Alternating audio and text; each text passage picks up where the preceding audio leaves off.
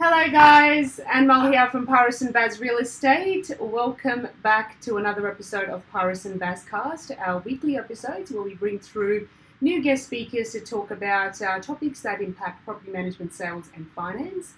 Today we are joined by James Qian. Hello James. Hi James, thank you for joining us today. To talk about owner building, a topic that is quite close to our heart as well, given we've been through the process a couple of years ago. We'll be going through what exactly it means to be an owner builder, how you get a permit, what to look out for before the selection, before the project starts, when you are at the selection stage of your tradesman, during the project and after. So without further ado, let's get this started. Thanks James for joining us. Just a bit of an introduction about yourself and background. So as for me, I am a property development consultant, and my background is a legal background. And I practiced law for about 8 years before I started in property development. Mm-hmm. And I had a lot of friends who were ex-lawyers who decided to do property development. Mm-hmm. And I find that the skill set to do property development and law is essentially identical. Mm-hmm. And as I've progressed through it, I found that I like it more and more all the time. There's so many things to learn. Yeah, wow, very, very interesting. Yeah. So how do we get a owner builder permit? Well, the thing is that obviously when you're doing work to a home, there are certain types of work which actually require a permit and certain types of work which don't require a permit. Yeah. So we're going to be talking about the work which requires a permit, which is basically work which is over $10,000, requires some form of development consent, like a DA or a development certificate, and is to do with residential, so freestanding houses, duplexes, and secondary dwellings like granny flats. Yep. So to get an owner builder's permit, you need to basically apply to the New South Wales Fair Trading, and you need to show details about the development that you're doing, and that includes all your plans, all your drawings, your development approvals, your certificates. You need to, if the work's over $20,000, you need to have a proof that you've done a course in owner builder, and that has to be approved by the New South Wales Fair Trading. And you need to fill out your forms, put in your application, and I think also you need to have proof that you comply with work health and safety laws. Sure, I think it's called a white card. And what happens is those owner builder courses, they tend to package the white card in. So that's actually a bonus, so you don't have to worry about it separately. So I guess the key to identify whether it is an owner builder is it has to be more than $10,000 in value. So an owner builder can alter or make modification or renovations to their own property, or if they own land, they can build the whole property for that as well. So that's sort of the cases. And it also includes tradesmen, I believe, that want to build their own home. They still have to apply for a permit for an owner builder. Yeah, that's right. Yes. And it has to be only for a principal place of residence, can't be for investment, correct? Yeah, that's right. So you have to have it has to be a principal place of residence, and you also have to show that you live in it or intend to live in it. So it's not something that you can build, say for example, 5 houses in a year to be able to build and sell. It has to be for principal place of residence. That's right. So that's right. Because if you wanted to do what you were just mentioning, you need an actual builder's license. Yeah, exactly. Special. And how often can you get this owner builder license? Is there a time period? Yes, you can do it once every 5 years, unless it is on the same plot of land. And basically, or there are special circumstances which people don't really talk about because generally speaking they don't tend to be triggered. So for our intents and purposes, for our discussion, it's once every 5 years. So you build or renovate your own property within 5 years once, that's considered as an owner builder. Yes. And it's also, so not physically building the property, it's also relates to project managers, is that correct? Yeah. So you're actually coordinating the trades? Yeah, that's right. So basically what owner builders tend to do is they tend to subcontract out the trades. And in most cases you'd have to, because the owner builder permit does not allow you to do specialist work like plumbing, gas fitting, electricity. Yeah, exactly. Unless you have a license. So it's almost by, and given that you can't be all four of them at once, it's almost a necessity to contract out. Yeah, absolutely. So it's just I guess a process of managing the overall project. So instead of giving, if you've got a bit of an itch to learn the job on the job, so to speak, you are organising those tradesmen to work on your behalf.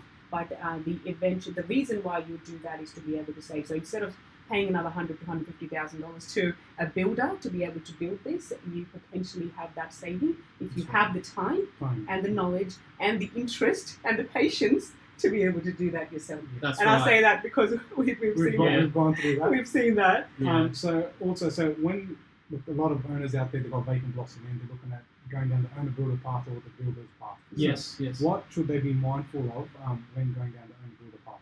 In terms of choosing the tradesman. So before you even pick up the phone, before you put down a single cent of your money to do anything, you really need to know what you're doing. So you really need to know.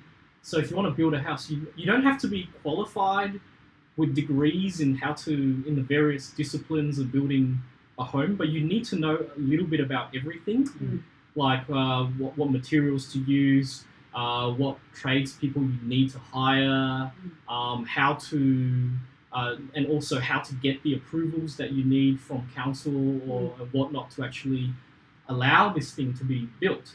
So there's a huge amount of groundwork and research and due diligence that you need to do before you even select anyone. And what I would strongly recommend, especially if you're doing it for the first time, given the complexity of all this, you want help. You want somebody who's done it before, like a builder or a consultant, and pick their brains, and pick their brains as much as possible. So, absolutely. So, and it is, from our experience, we remember recalling for every tradesman, we had a spreadsheet going for all of the different stages of who would we need to organise, how many quotes we would need per project, per work, and the other thing we were finding was a lot of variance in those prices as well. So obviously, if you don't have the knowledge, you wouldn't know what someone's quoting you on. That's I think that another big issue is you've got to align the tradesmen all together in the line of work. So that's right. The name of the project. So it is pretty much project management. Project management. Coordinating. And it's basically like a full-time job, I would say. I think heart and soul's going into it. That's right, especially when it's your own home. I mean, if you have a limiting belief that you don't know how to use Excel and Gantt charts, it's time to break it. It's time to break it. So So. And what's another thing that the owner should be mindful of when choosing the tradesman? I'm just trying to think of how I can sort of start thinking about it. So I guess let me look at it this way. Let's put it this way. So I'd like to approach it from a very high up level, and it might sound a bit philosophical, but by using this philosophy, you're guided in everything that you do because every project's unique. So what you want to do is your attitude should be that you are the CEO of your own building company, and you take ultimate responsibility for what happens. So you run your team and you coordinate everything. You know enough about things so that you know what you're doing. And I remember there's an old little book which I read. It's called The Art of War, and it basically says, if you know yourself and the opponent, you will win all the time. If you know yourself and you don't know the opponent, you'll win half the time. And if you don't know yourself, nor do you know the opponent, you won't win. This philosophy applies for owner building as well, because you're got to know what you want. You've got to know what the other people who you're looking at have to offer. So taking this philosophy, knowing that philosophy, you will do your research. You will do your building relationships with people who know what they're doing and doing cross-referencing checks and everything. Their licenses. So speaking of which, the big things I would do to actually select your builder, your subcontractors, is you do your, what I would call remote due diligence, which is, yes, your license checks, your insurance, that's a really important thing, which I'll mention in detail later. You need to figure out whether they, you want to do a headline test on them to check whether they have good reviews, endorsements, or vice versa. And what's another thing that people should do, I reckon, is do ASIC searches and to check whether they are bankrupt or they are, prohibited from directing a company. I mean, it might not stop them from doing the work, but if you see that someone's an undischarged bankrupt who doesn't have a fixed mailing address and is banned from running companies and who has winded up 7 companies in the past, then you kind of think, oh, there's a bit of a red flag there. Do I really want to deal with this kind of person? True. So you have to be careful. And what about with insurances? I know there's been changing legislation. So in terms of home warranty insurance, yes. You want to drill on that a little bit? Absolutely. Yeah, this is one of those curious beasts where New South Wales is somewhat different from the other states of this nation. But ever since 2018, you can't get home warranty insurance for yourself anymore. You actually have to rely on your subs to provide the coverage for you. And that's important because even though you can't get your own home warranty insurance, you're still liable under the statutory warranties in the legislation if you sell your house within those periods. So as a recap, for those who already know, you have a 6-year statutory warranty period for major defects, and those major defects are basically structural, anything which would cause your house to fall over if something failed, waterproofing, and fire safety. So these 3 things, the next owner down the line has 6 years from the completion of the structure to claim on if something happens. The other ones is 2 years. And also, putting aside even the issues about the home warranty insurance, you need to also think about public liability insurance, workers' compensation insurance, because the law defines contractors as employees for the purpose of workers' comp. And really, what you want to do is, when you're looking at your subcontractors, you want to check that they have current certificates of insurance. And what you do is you go as far as actually calling the insurance company with their numbers and say, hey, look, I've got a guy with this insurance number. Can you verify for me that this certificate of insurance is current? Because you want to get, whenever you cross-reference anything, you want it to be primary materials. You want to go primary, not hearsay. Especially with the kind of money you're spending on your dream. Exactly. And it's a minimum of 20 mil, is it, the insurance? 50 mil. I think I'd have to look at it. I think it's 20, but I need to double check on it. I can see if I can find a link to somewhere where I can post later on. I'll take that question on notice. So basically, I guess the key things to look out for prior to the project starting and at the selection time is to ensure that they have the appropriate licenses. Yes. They have the appropriate insurance. And when it comes to quoting, because I know from our experience there was a huge variance. How can we make it comparing apples with apples? How do you break it down so that you know what is being compared, what is being provided is accurate from a quote perspective? Yeah, that's a really, really good question, because every project is unique, and what ends up happening is that, say you provide a set of working drawings to 5 different builders, they have liberty to interpret it in their own way, and the variance may occur simply out of circumstance. And I think, something might be of such, the builder might think, we might have to handle it this way. So it's actually very hard to do complete alignment. However, what I can say is that the best way to get around that is by making your scope of works as detailed as possible. And what you do is, this is a little trick I've done, is you contact builder A, and then they tell you, this is what I want to do, and then you contact builder B and you refine by a line. So you have, that's right. So this is the bit where the experience and the little bit of creative thinking goes a long way. So by the end of it, you have something which is comparable. And of course, if you have someone who can assist you in doing that, then they can tell you whether what the builder's proposing is outlandish or whether it actually makes sense. So in our experience, we had a very experienced architect who provided us a lot of those contacts, and we were able to sort of go ideas to and from with him to see. So I think in terms of building architect and structural engineer, I think the 2 most vital Yeah. when Yeah, the building. structural Yeah, guys. that's where you Yeah. don't want For to 6 years. be cutting Compromise. corners. Yeah. Or Then cutting your costs. fire guys, and then your waterproofing guys, and then Yeah, you work your way down the. waterproofing. Yeah, waterproof. Yeah, that's actually a big deal. Everyone who's been reading newspapers at all Yes. these days will know the importance of that. Yeah, so That's right. An architect and a structural engineer, I think, They are the hands key. down the most Yeah. That's right. key people. And if you in can make that sort of relationship with them, that they actually come down to visit the property Yeah. on different stages to make sure it is being built to where it should be. Yeah. I think that's something that is key during the campaign process or during the project. How to ensure that it's being built. Things are going where they should be. Our example, we had a laundry chute which we could no longer put. So that was something that we needed to ensure that on the job, there's a lot of things that a lot of on things the drawings on the look job. very good, but practically once on site, That's have to right. be manipulated, have to be That's right. changed. Exactly. And the other thing is, if there's inclement weather and your timetable gets thrown out of whack, Yeah.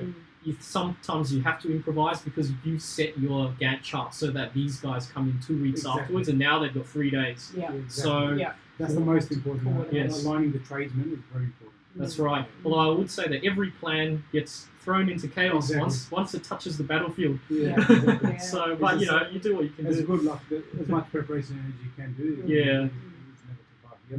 Yeah. So it's, I guess, in a way, not for the faint-hearted. No, You've got to absolutely make not. sure You that really you earn actually your money. enjoy it. Once it's done and the dust is settled off, it's very rewarding. It is rewarding, Yeah. 100%. When you've been able to, have a lot of say in every little aspect, and you know where the beams are going, Where and, the brick is laid. where the brick is laid, and- Vacant block to see. Yeah. It's like And a little baby growing up. And that is why it's important that's your own home, because it's your own home is the only place where you'll care enough about it to Yeah. do That's that. right. Because the thing is that one of the big things that my mentors have told me is that when it comes to development projects or Yeah. building projects, nobody, no matter how good they are, nobody's going to care more about it than you. That's right, exactly. So if you're going to do home building, yes, it's a good idea that it's your own baby, basically, exactly. your own Absolutely. brick and mortar baby. Yeah. Very good. There you go. Anything Perfect. else? Anything else we've missed?